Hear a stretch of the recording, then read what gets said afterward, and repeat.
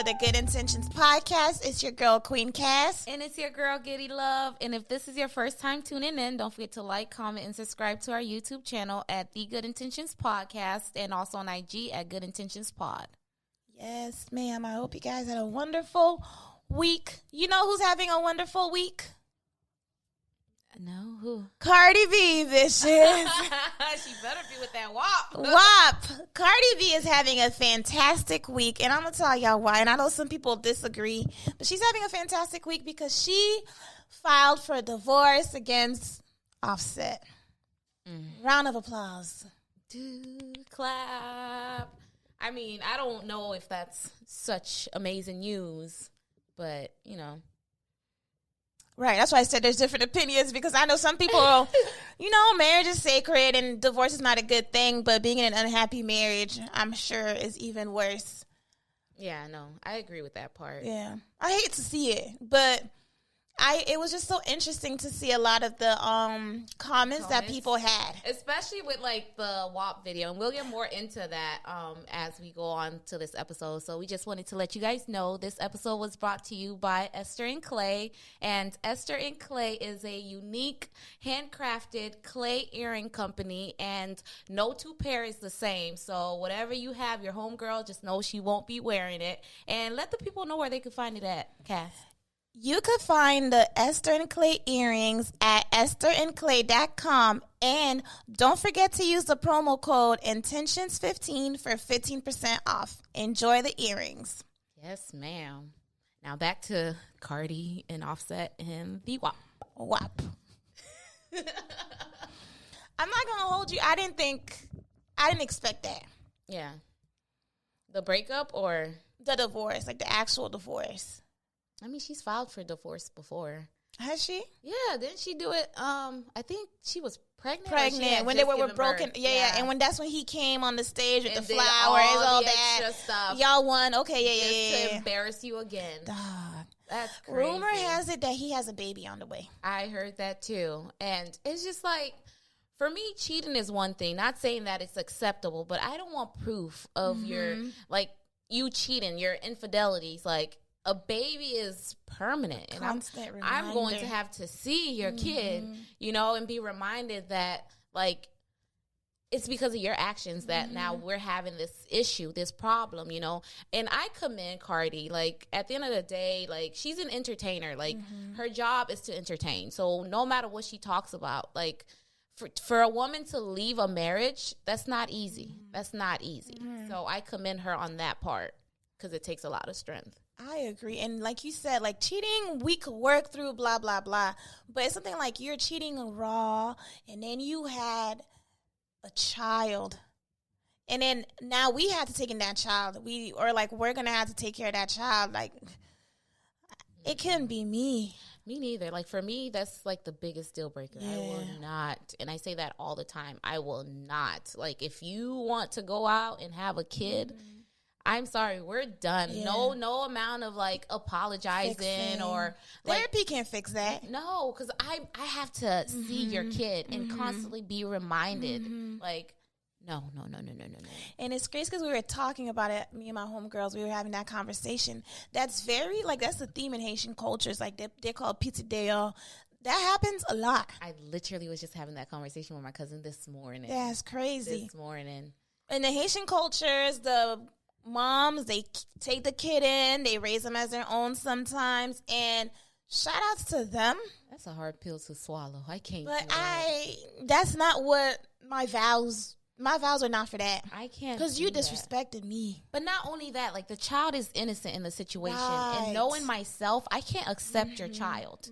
So for me, that's going to be a problem. Like, no matter how much I try to love your kid or treat them as if they're my own, they're not. And it's a different situation. You didn't come into the relationship with this kid. This is a kid you had while we were together. Like, no, that's a different type of hurt. I'm not dealing with it. Right. And I commend her again for not dealing with Sticking with it, yeah. Yeah, a lot of people. And so it was this one meme. It was like, sorry, Offset, there's only one Rasheda in this world. If you Rasheda. don't know, Rasheda is from Love and Hip Hop, Atlanta. and she is with a cheating man, Kirk Frost. who has cheated multiple times. Not only that, has had a child on her, and they've been married. They've been married, so it was a for like whole 17 thing. years. Yeah, and they were together for a while. So Rasheda stayed, and she's still trying to like work it out, stick through it. But even then, you can like the little clips and glimpses that you do see in their relationship when it comes to the child. It's like you can see that she's hurt, right? And she doesn't really want to deal with that child on that level. It's like, all right, you deal with your kid, you deal with your baby moms, whatever. Like I'm gonna deal with you, but you deal with any and everything else that involves them. Right. Because then I start thinking about like family vacations, birthday parties. That's it's phony just so love. I can't do it. I can't do it. I can't do it.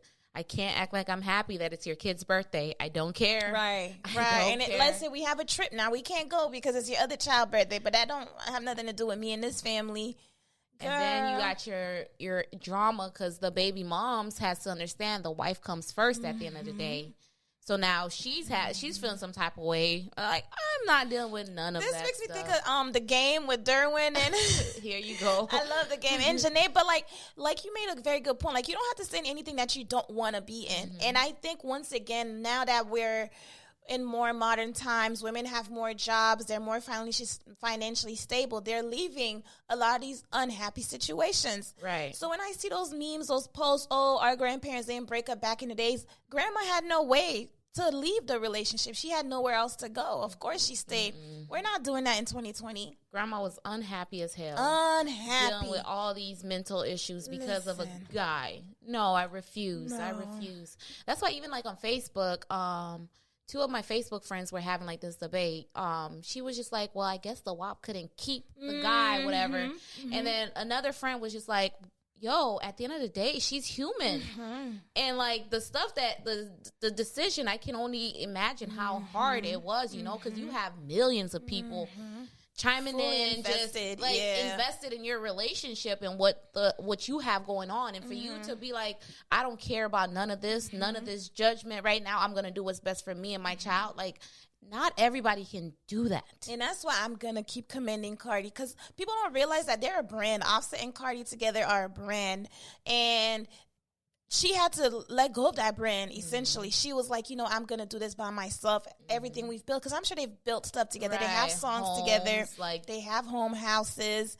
Those are all things, like you said, she really had to think about, can I give this up for my happiness? Right. And shoot, I commend her. And once again, quarantine is just bringing out everything, like all the little issues. Quarantine, how you cheating in quarantine? How you cheating on an ex-stripper? It's like the average person, Beyonce getting cheated on, and then a stripper getting cheated on. What about us average women? Like that, you know? And that's why a man gonna be. What is it? A man's gonna be kept if he wants to be kept. If he wants to be kept. It. That part. You could suck him up, down every 47 type of way, but it's true. You could do all the tricks. She probably got a pole in her room dancing for him every night. Everything. And I don't know if you be watching her stories, but she be cooked there. Well, there's always food at the house. They're dancing. Like, she looks like she's a good time. Yeah. Oh, yeah. And you know Carti's not like no lame, boring. She will entertain. She's an entertainer. Yeah. She look like she's open to trying anything. So it's like you can have everything and it's still not enough. Right. And then once you have whatever you thought was good, that 20%. It's like, whoa. It wasn't that good. It wasn't that good. And I missed what I had. It's the same thing. I don't know if you know Super Scent. I heard a little bit about this situation. Yeah, so she was with this guy, her fiance Lou. They have a baby together, whatnot. And the Shade Room posted the thread that he had with this other young lady. She's like 17. Right? Yeah.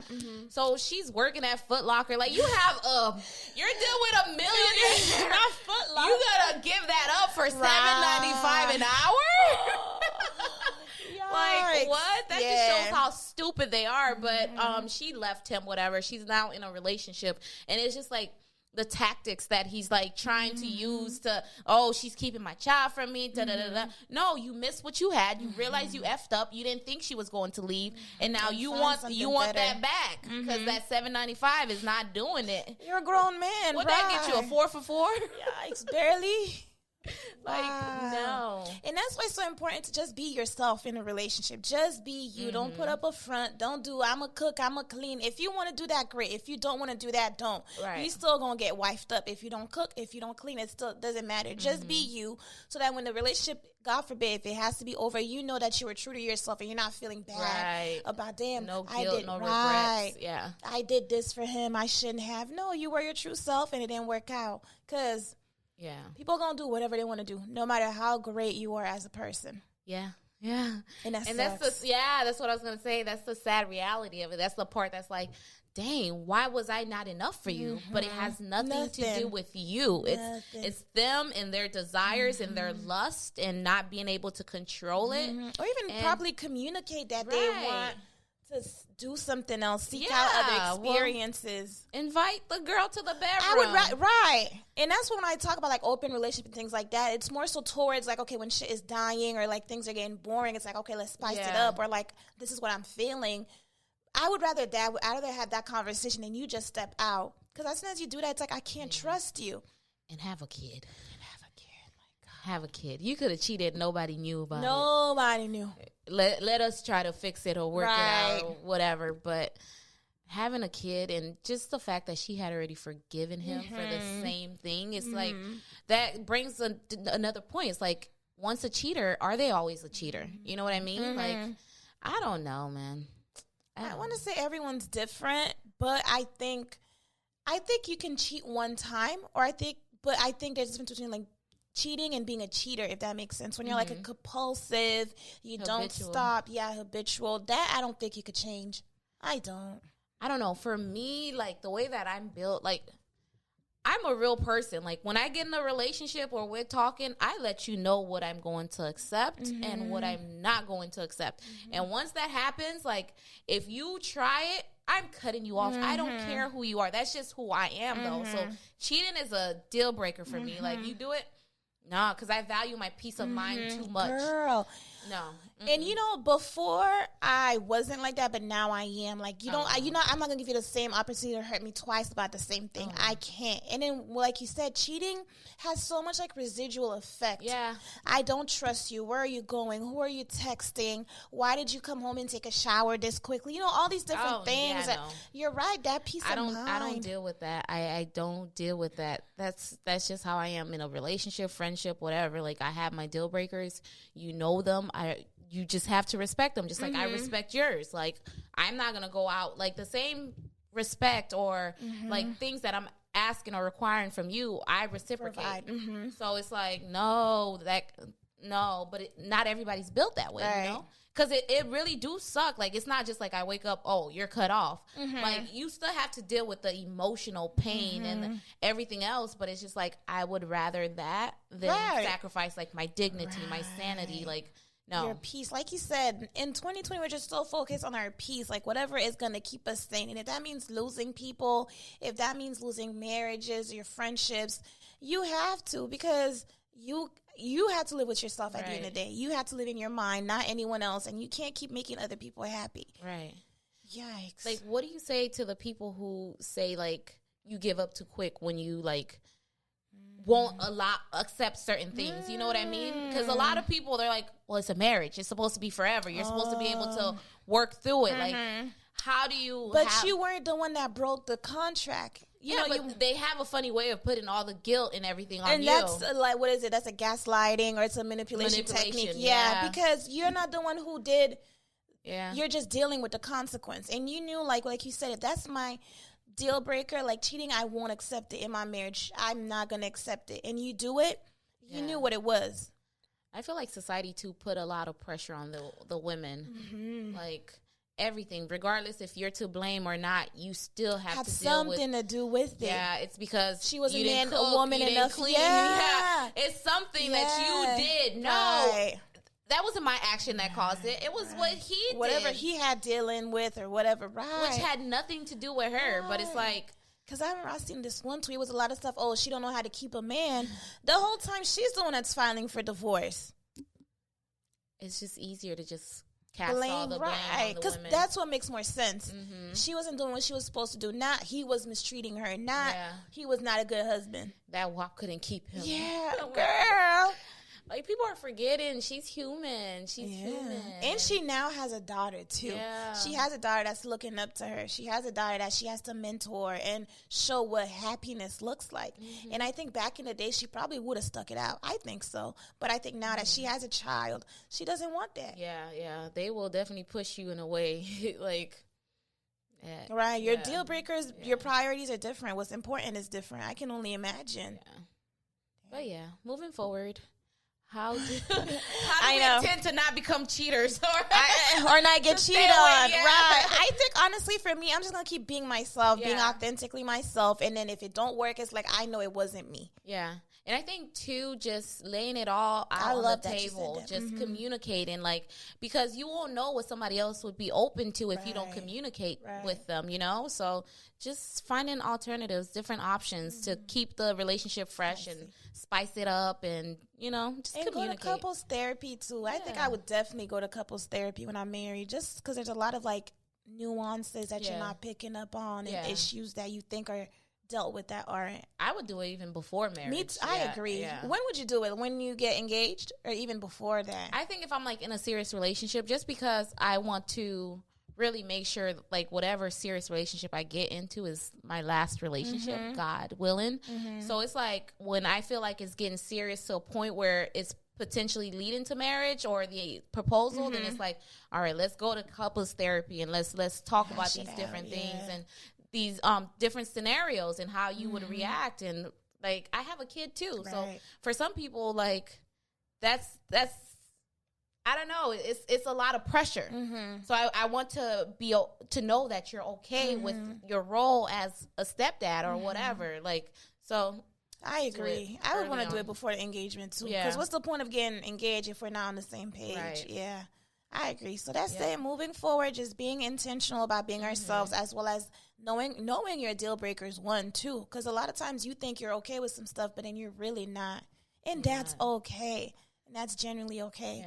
Yeah. And being open and honest and transparent with your partner.